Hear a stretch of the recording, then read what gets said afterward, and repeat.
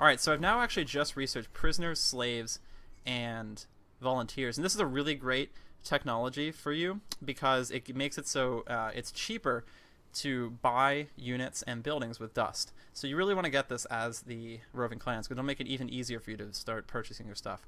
Okay, so the next thing I want to get is a little tricky.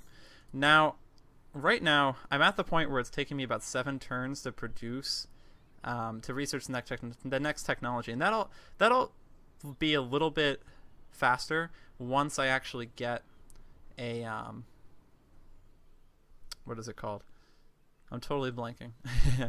Once I get some more science, but I think the next best thing that we're going to need to get is we're going to need some adamantium and also some some titanium and also some glass steel. So we're going to get alchemist furnace, which will take 6 turns, and then we're also going to get an open pit mine, which is going to make it so I can gain access to all the current luxury resources. And the reason I'm doing this is because, one, a lot of the resources and the research in Tech 2 requires that you have luxury resources. So for instance, if you want to build an irrigation network or a fish farm from aquacultural science, you need glass steel. Well, right now we have a base of 10 glass steel, but we're not producing anymore, so obviously we need to start making some more. Now also, the next place we're settling has gold, and if we want to work on that gold, we have to get an open pit mine. So we're going to get these 2 things next. We're going to backtrack a bit and go back to technology 1. And then after that, I think the next best thing, since we aren't really going to need industry too much, and I find it kind of useless for me at this point, since we're pretty much at the point where we can just start pumping money out. The next thing I'm going to get is most likely going to be a central market. And the reason for this is because it's going to make it so whenever my empire is happy with me, or is fervent with me, my entire empire gains plus 10% food and plus 10% dust production, in addition to the already plus 15 dust and plus 15% science production. So this is a really good thing to have, especially because if you keep your cities happy and you don't make your empire huge, then you can actually make it so you guys will be extremely happy and producing a lot of dust, food, and gold and science really quickly. Okay, so let's get this guy over here, and let's see. So I said I want to build right here because it's going to give me a lot of good access to stuff, and I'm pretty much at the point where I can just start buying everything that I want and I don't need production, but I still do need food. So I want to settle in this place because I'll get 10 food, which is a really good food for growing a starting city. So we're going to move up there. And now that we've built that, I love the animations for like when the city grows and like rises up and starts cultivating the land around you. I think that's really cool.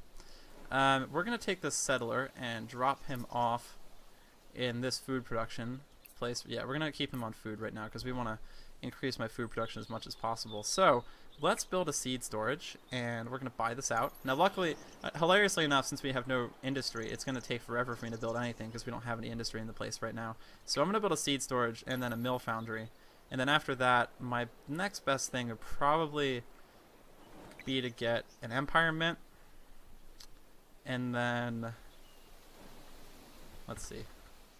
Okay, so my empire's happy right now, so that's fine.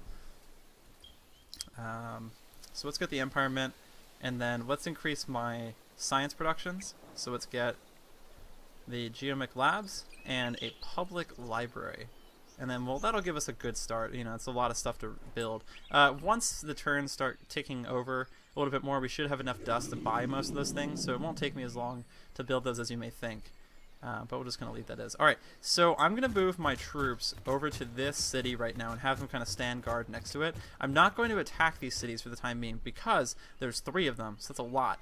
And also there's a roving band. There's a lot of men in this territory, so I'm really going to need these troops to be at full strength before I go and engage them. And for that also, I'm going to try to actually retrofit them by spending some dust to making these guys stronger. But we're going to wait for a turn or 2 for that, just because it's going to be a little too costly for me. Okay, what is this guy? Oh, no. Why is this army gunning for me? Is there a quest that I forgot about? No, there isn't. So why is this unit of Harmonites just randomly running across the map and like coming towards me? It makes no sense whatsoever. Okay, well, we want to get rid of these guys, so let's attack them, because if we attack them right near my city, we'll get the advantage because we'll have a militia with me. So let's attack them. We have a Yeah, we'll beat these guys pretty easily, so I'm just going to auto-resolve this. And we killed them. That's good. Most excellent. Now I'm going to have these guys just sit over here. I want to wait another turn or two before we start doing anything else. Like I said, I want to try to retrofit them first before I do anything else. Especially since this unit of Harmonites is coming. Now I can kill these Harmonites easily at this point, but I really would actually like to just secure my victory without losing any people. So I want to retrofit my guys, if possible. And I will actually be able to do that this turn. So let's retrofit them. And now, it looks like, did I do it in time? Yes, I did. Okay, so all these guys are extremely strong now. These Harmonites are still really powerful, you guys can see here. So, I think we're going to actually fight them on the battle map. Underneath, by my city anyway. Ooh, and we're really close. This is not... Ooh. Yeah, I'm not a huge fan of this. Okay. So, let's move this guy back. So, my units actually have 6 speed now, so that's going to give me a nice advantage. Let's move my hero back. My hero, unfortunately, still has 3 speed, because I actually didn't upgrade her schematics just yet. So, we're going to wait on that. So, if I wanted these troops to move, this would take you 2, 4... Okay, so this would be 4 speed. So, this should be an okay setup. And then, let me see. They have an ability called Beam. So... You can attack enemies behind the initial target up to 3 tiles. Okay, so we want to make sure my units don't stack up behind each other. Otherwise, this guy will massacre my troops.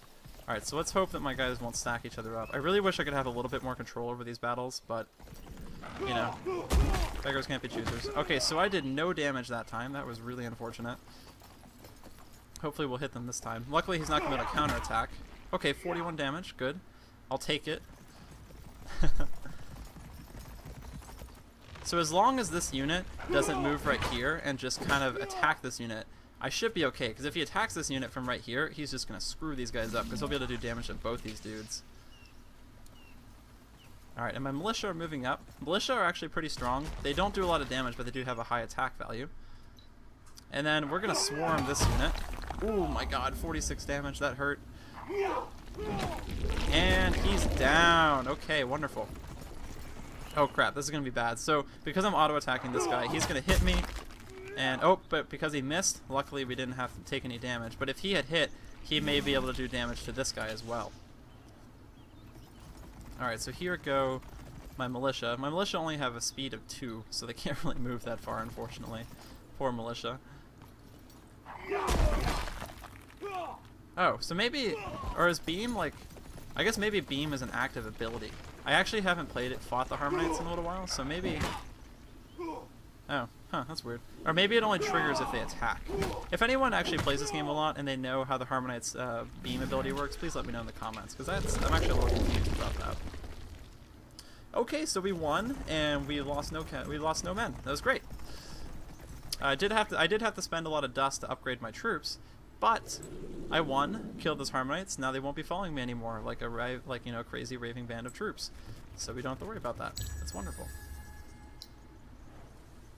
So we're gonna end my turn, and at this point we should have enough dust to buy a few things. So let's build the Empire Mint. What is okay? See, this is just so weird. Okay, these guys are just checking out their territory. See, this is the thing. I used to think that these roving bands of like minor faction units would only stay in their regions, and they typically do. But every once in a while, they just at random will jump across their regions and attack you. It's really weird. I don't really understand how these guys work. Like, I kept thinking that the minor factions would typically stay to their regions. But then again, like I said, they just, they sometimes just run all over the place, and it doesn't make any sense. So it's kind of hard to tell where they're going to go. Luckily, centaurs are pretty weak, and my guys are a lot stronger than them, so we'll be able to put these cities down pretty easily. Especially with my upgraded stuff. And once we put these cities down, Ottokin's actually going to gain a massive boost, because they're going to gain +3 workers from all these cities. From what I remember, anyway. Oh, so since we've spent an action point attacking this city, we're actually going to, or this village, I'm actually going to have to wait a turn before I can attack this one. So that's okay. Just have to be a little patient. And now you guys can see my dust production is really skyrocketing. I'm now actually producing +105 dust. It's good. We're only getting better and better as time is going on. Oh, and the reason for that is actually because we just built our next burrow over here, which means that we've now gained access to So you can see, or actually our first borough. So I built this big city expansion right here, and now because I've done that, I've gained access to these 3 territories, and I'm now working these tiles as well. I think it's a really cool system how that works out. Alright, so we need to start producing some glass steel, so we're going to build a glass steel extractor here. And then in Ottocan, let's get that Geomech Labs done in the public library. And then the next thing I'm going to want is probably going to be right of way, so we can start trading.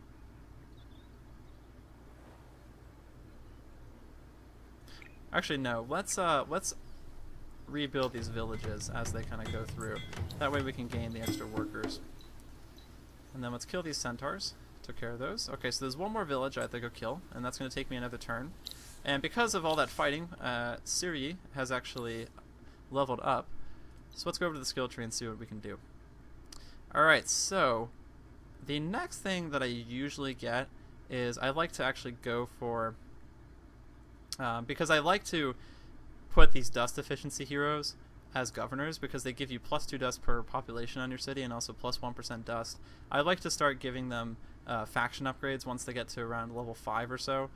This is actually pretty typical for me anyway.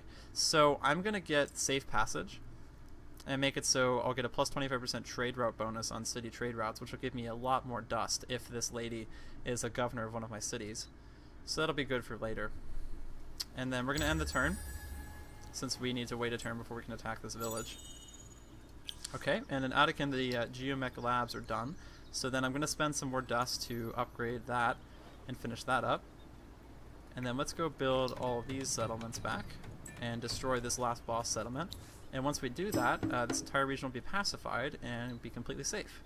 And awesome! So 2 of my dervishes have now leveled up to level 3, meaning these guys now have 206 maximum health, which is much better than their 184 original. They have 47 attack, 46 initiative, pretty good, 54 defense, and 46 damage. That's awesome. Alright, so now that they've done that, we're going to actually go around and spend some time searching for another temple ruin so I can get my Ardent Mage hero to complete the quest that she's supposed to complete. Let's also get this city to build the last boss village, and once we do that we should gain about 3 workers in Ottocan, which will be really nice. And it's going to cost me a decent amount of dust to build these, so it's going to take a few turns for that to kind of go through, but you know, it's okay. Geraldum's glass steel extractor is actually going to be done next turn, so I think the next thing we're going to get is I'm going to get another burrow. And I think I'll probably build it here, because that way I'll get access to the river, this place, and also a little bit more dust. Oh, I'll get a lot of dust from that. Because if I go here, this isn't going to really give me much, so I think this would be the next best place. Let's do that. That's going to lower my city's happiness by a lot, unfortunately, because every single time you build a borough expansion, the city loses 10 happiness. So I'm going to need to research a building in due time that's going to increase my city's happiness. Oh, and it looks like I've actually met the Ardent Mages, the masochistic, pain-loving assholes. Awesome. Ooh, I just cursed. Excuse me. I did not mean to do that. I usually don't curse. Okay, so good day, fellow sufferer. May the agony make us all stronger. Yes. Let it make us stronger. Okay. I'd prefer to not have agony make me stronger. Thank you very much, Ardent Mages. So, they have a unit of Teslam walkers over here, or warlocks over here. They are level 3. That's not really a threat to my city, because we have 2 militia and a hero over here, and the hero will join the battle if needed. So we shouldn't have to worry about them too much. Now my High Inquisitor can actually be leveled up, so I think I'm gonna skip the scientific literacy, because +2 science on anomaly is not really useful unless you have a city with a lot of anomalies, and I really don't right now. So we're gonna get Seething Fire, which will give all of my units +10% attack when she's in command, which is gonna be really nice. So we'll let her hold on to that, and we now have 200 dust, which means we can actually finish researching one of the boss villages. So we'll finish this one, and then in about 2 more turns or so we should be able to get the next one. So let's go around here and search. Oh no. Oh yeah, I forgot. These guys over here are the cultists, so we're gonna have to be careful with these guys. The cultists actually have the ability to convert a nation to be their own, and it looks like we've actually found their city. It's right here.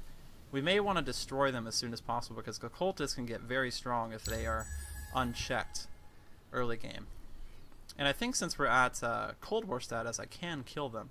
So it may be worth my time to get some mercenaries in a little bit and try to just massacre them. It's hilarious that I'm saying that and I'm supposed to be going for an economic victory, but like I said, I could go for an elimination victory, especially against normal AI, because the what is it? Because I can just build mercenaries and just conquer so quickly. Wow, this is a big city though. It's got 8 population already. That's crazy. I am really not that good at this game.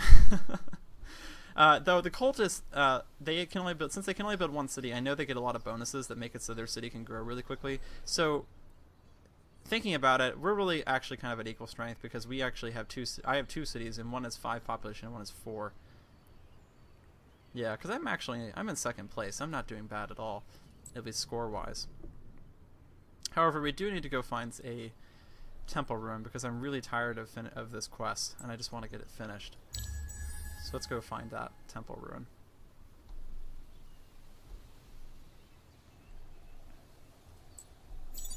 Oh, okay. So we finished constructing the next boss village. And now because we've done that, we're getting +2 workers. So now we have 6 workers producing food per turn in this city, which is amazing. And I think I'm actually going to start moving them over to produce some more dust here, especially since moving them here only gives me a +1 turn difference. Let's see what happens if I move more. So that gives me 6, but it gives me an extra 8 dust. You know, this city's already got 4 food. That's enough for right now. Let's throw everything in dust, and that's going to give me a +126 dust per turn, which is actually pretty decent, which is actually pretty nice. And then let's move these guys down here before the turn ends. Okay, that was a really weird pathfinding. I don't know why they did that. Alright, and let's go explore. Hopefully we'll find a temple ruin pretty soon.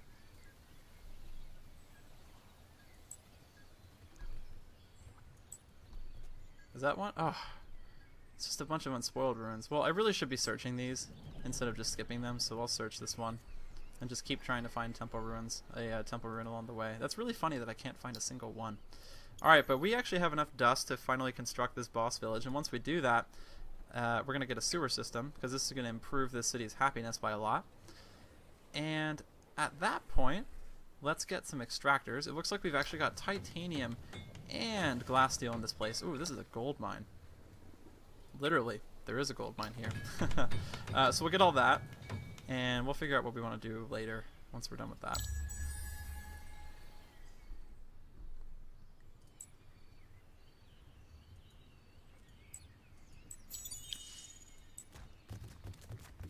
Alright, so let's search this ruin, see if we can find anything. Oh, we got 70 dust. That's pretty good. So I guess it was well worth searching for that ruin. And we found the Geldirus. The origins of the species are found in a pack of wolves that were driven into inhospitably high tundra after losing a series of fights with the Draken. Infected by dust, their new forms have rendered them indifferent to the coldest environments and seasons. That's kind of cool.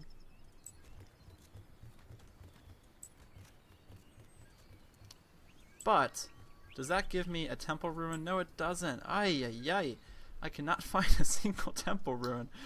Oh, this is so painful. Alright, well, let's finish building this sewer system, so my happiness will go up here. And then we'll spend some dust. Now, luckily, extractors are pretty cheap, so I should be able to actually buy most of these. And I actually was. The only one I wasn't able to build was the gold extractor.